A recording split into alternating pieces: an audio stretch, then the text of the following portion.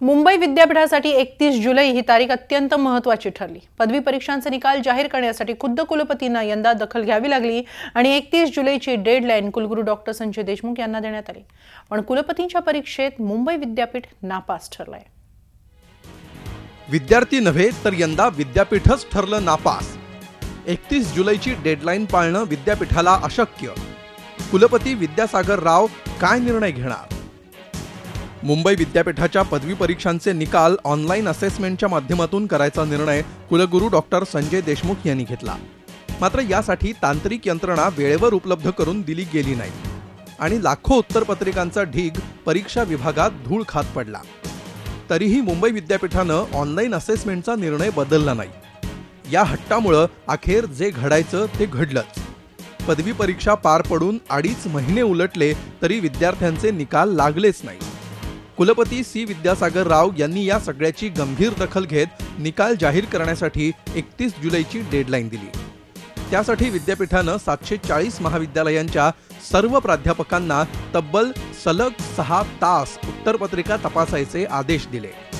यासाठी 8 दिवस मुंबईतील सर्व महाविद्यालयं बंद ठेवण्यात आली। मात्र 31 जुलैची डेडलाईन पाळण्यात विद्यापीठाला अपयश आलंय।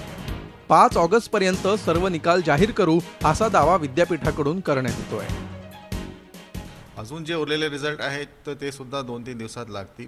ज्या परीक्षांचे उत्तरपत्रिका तपासणीचे काम पूर्ण झालेले आहेत त्यांचे काम अंतिम टप्प्यात चालू आहे आणि त्यांचे निकाल 1-2 दिवसात लागतील आणि कॉमर्स आणि लॉ ज्यांचे असेसमेंट अजून 2 ते 3 दिवस चालणार आहे त्याच्यानंतर त्यांना 2 दिवस अजून परीक्षा लागतील। तर सुमारे 5 ऑगस्टच्या सुमारास सर्व निकाल लागतील अशी अपेक्षा आहे। निकाल दरवर्षी उशिरा जाहीर होतो, पुनर्मूल्यांकन वेळेवर होत नाही, परीक्षा सुरळीत होत नाहीत। मात्र यंदाच्या घोळामुळे थेट विद्यार्थ्यांचे प्रवेशच रखडले। मुंबई विद्यापीठाच्या भोंगळ कारभाराचा निषेध करण्यासाठी जोरदार आंदोलनही करण्यात आलं। तर अनागोंदी कारभारामुळे अर्थशास्त्र विभागाचे प्रमुख डॉक्टर नीरज हतेकर यांनी तडकाफडकी स्वेच्छानिवृत्ती घ्यायचं जाहीर केलं। विद्यार्थ्यांचा पेपर चेक करायचं काम चालू आहे। आज ऑनलाईन पेपर चेक करण्यासाठी जे साधन सामुग्री पाहिजे, ती यंत्रणा पाहिजे, जे सर्व्हर पाहिजे ते सुद्धा नाही आपल्याकडे। आणि तुम्ही सगळ्या याला का लावलं?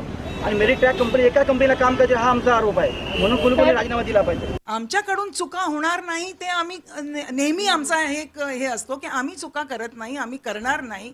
कधीतरी ह्युमन एरर तो that is a different thing, but in this matter the errors are being committed by the authorities.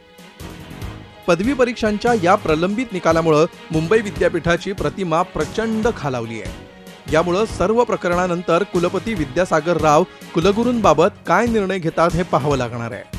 मात्र कुलगुरूंचा राजीनामा घेऊन हा प्रश्न सुटणार आहे का? मात्र यामुळे विद्यापीठाच्या संपूर्ण कारभारावर सवाल उपस्थित होतोय हे नक्की।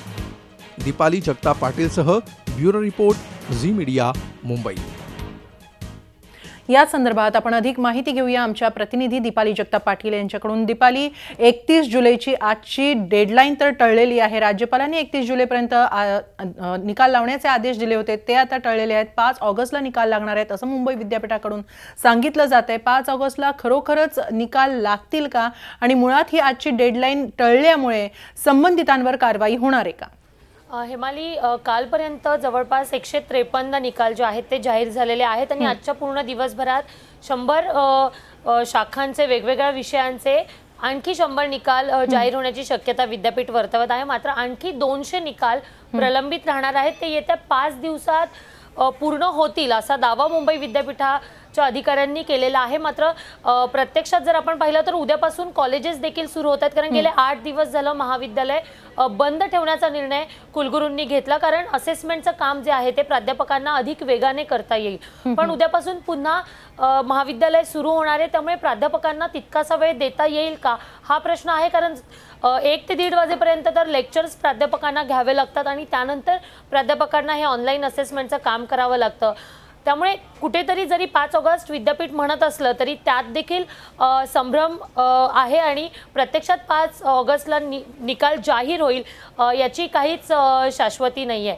आणि या सगळ्यामध्ये आता राज्यपाल काय निर्णय घेणार हे पाहणं महत्त्वाचं ठरतंय, कारण 31 जुलैची डेडलाईन राज्यपालांनी स्वतः दिली होती, कुलपतींनी स्वतः दिली होती। त्यामुळे निश्चितच सध्या काही हालचाली आपल्याला पाहायला मिळत नाहीयेत। मात्र जसा निकाल जाहीर होईल, कारण सगळ्यात जास्त सध्या प्राधान्य विद्यार्थ्यांच्या निकालाला द्यावं लागणार आहे, कारण लाखो विद्यार्थ्यांचं पुढचं शिक्षण जे आहे पोस्ट ग्रॅज्युएशनचं ते रखडलेलं आहे। विद्यार्थ्यांना परदेशी शिक्षण घ्यायला जायचे, त्यांचे विजा रखडलेले आहेत। त्यामुळे सध्या विद्यापीठ असेल किंवा कुलपती विद्यासागर राव असेल, सगळ्यांचंच प्राधान्य विद्यार्थ्यांचे निकाल आहेत। मात्र ते जाहीर झाल्यानंतर राज्यपालांकडून नक्कीच कारवाई जी आहे अशी आशा व्यक्त केली जाते आणि सर्वच विद्यार्थी संघटनांकडून, प्राध्यापक संघटनांकडून कुलगुरूंच्या राजीनाम्याची मागणी देखील जोर धरते। नक्कीच धन्यवाद दीपाली, आपण दिलेल्या या सविस्तर माहितीसाठी।